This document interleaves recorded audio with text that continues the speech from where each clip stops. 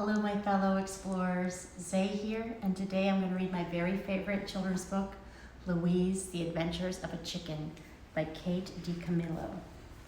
Illustrated by Harry Bliss.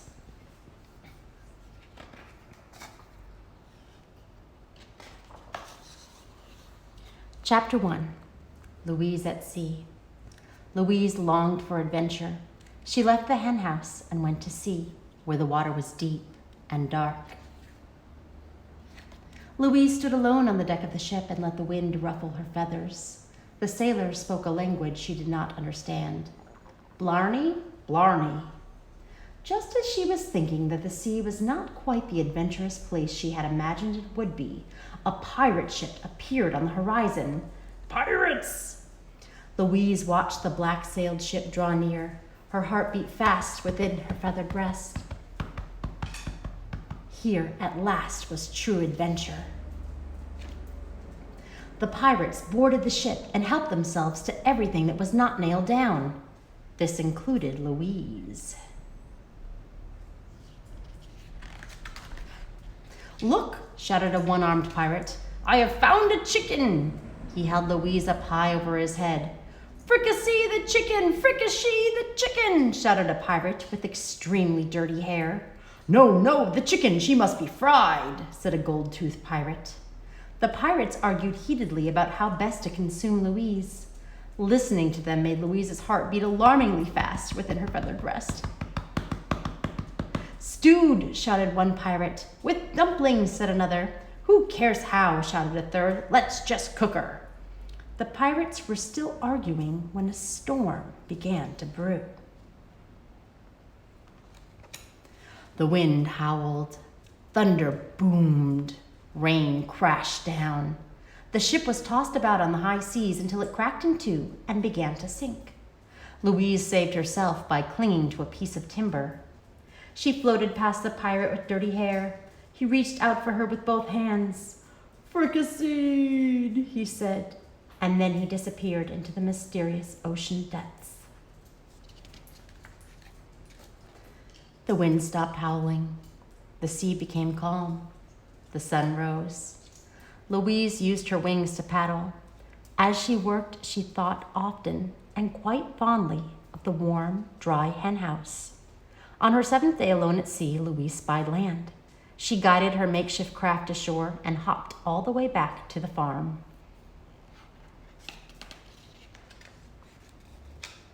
She arrived just in time for dinner. "Where have you been, Louise?" asked an old hen named Monique. "Oh, here and there," said Louise. She hopped past Monique. She went into the hen house and settled down in the straw. She tucked her beak beneath her wing. She closed her eyes, and there, safe in the warm hen house, Louise slept the deep and dreamless sleep of the true adventurer. Chapter 2, Louise up high. Still Louise longed for adventure. When the circus came to town, Louise left the hen house and followed the bright lights and loud music. She ended up in line for auditions. "What is your act?" the ringmaster asked. Louise flapped her wings. She clucked. "No, no," said the ringmaster. "What is your act?" Louise strutted back and forth. "Now see here," said the ringmaster. "If you want to join the circus, you must have an act." "But, mon chéri," said Mitzi, the aerialist, "look at her. See how she moves. She is meant, of course, to be on the high wire." The high wire was actually quite high. Louise walked its length carrying a pink umbrella in her beak. Far below, people clapped and cheered. Louise looked down at the world and was charmed to discover that everything had become very small. However, too soon, walking the high wire with the pink umbrella became rather mundane, and Louise found herself longing for a little excitement. It was then that the lion got loose. Louise's heart beat fast within her feathered breast. Here, at last, was true adventure. She became so excited that she dropped the pink umbrella and lost her balance. She teetered, she tottered, she fell. The lion positioned himself carefully. He smacked his lips. He opened his mouth. Louise flapped her wings, and at the last minute, she managed to rise out of the reach of the lion's jaws. The lion roared, "Roar!" The audience cheered, "Yay!" Louise, her heart beating much too fast within her feather breast, landed on the ground and started to run. Ahead of her, she spied a clown. She leapt atop his head. The clown put his hat on, covering Louise. Safe in the clown's wake, hidden beneath his hat, Louise thought of the hen house and what a quiet, spectacularly lion-free place it was. She decided it was time to head home. "Goodbye, my sweet cocoa bean," called Mitzi as Louise left the circus. "Goodbye, my darling, daring chicken." "But you can't leave," the ringmaster said. "We have just designed the most unique and death-defying act." Louise ignored him. She hopped down the road toward home. When she arrived back at the farm, Monique said, "What have you been doing, Louise?" "Oh, this and that," said Louise. She hopped past Monique and went into the hen house. She settled herself comfortably in the straw. She tucked her beak beneath her wing. She closed her eyes, and there, safe in the warm hen house, Louise slept the deep and peaceful sleep of the true adventurer.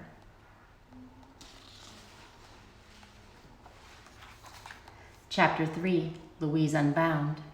But Louise continued to long for adventure. She left the hen house and journeyed to a land far away, where she discovered a fabulous bazaar. Louise strolled the length of the market, admiring the plump tomatoes and the green asparagus, the winking jewelry and the colorful cloth. The vendors called out greetings to her, and Louise nodded politely in return. Inside a dusty purple tent, she held out her wing to a fortune teller, who examined the feathers closely and said in a heavily accented voice, Yes, I see much adventure. I see the crossing of the seas, the walking of the wires. Also, I see the dark stranger." Louise didn't think much of this fortune, but she nodded her thanks and left the tent, where she immediately met a tall, dark stranger who swept her off her feet and shook her very hard. The man yelled at her. Louise couldn't understand what he was saying, but it was obvious that he was quite angry. Her heart began to beat fast in her feathered breast. The man carried Louise away by her feet. Here, at last, was true adventure. He put her in a cage that was full of other chickens and locked the cage tight. Louise was being held against her will. She was a prisoner. The other chickens did not seem to be aware of the injustice. Louise tried to rally them.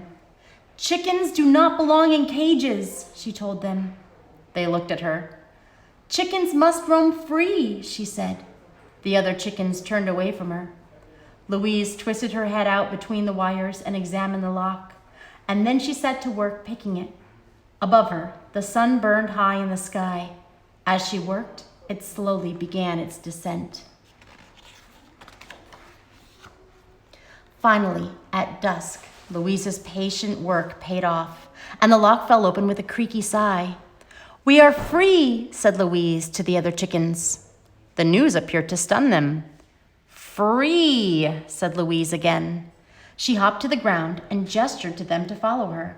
One by one, the other chickens left the cage. An old mud-colored hen pecked at the hard-packed earth and gave a tentative cluck of pleasure. Two gray hens gazed up at the twilight sky in wonder. Looking at them, Louise felt a wave of longing. She missed suddenly her sister hens. She missed the hen house. She wanted to go home. And so she headed west, back to the farm.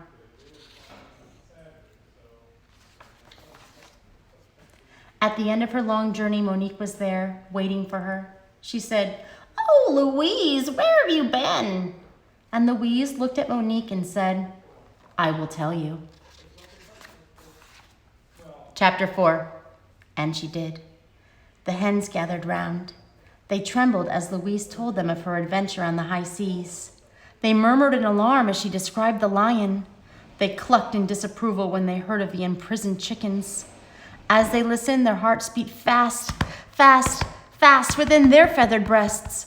They said, "Oh, heavens, Louise!" They said, "My goodness, Louise!" They said, "What true adventures you have had, Louise!" "Yes," said Louise, "I have."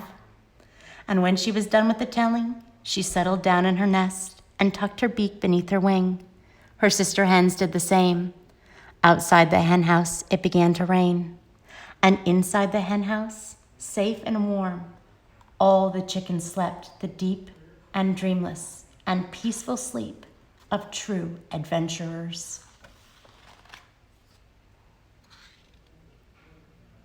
The end.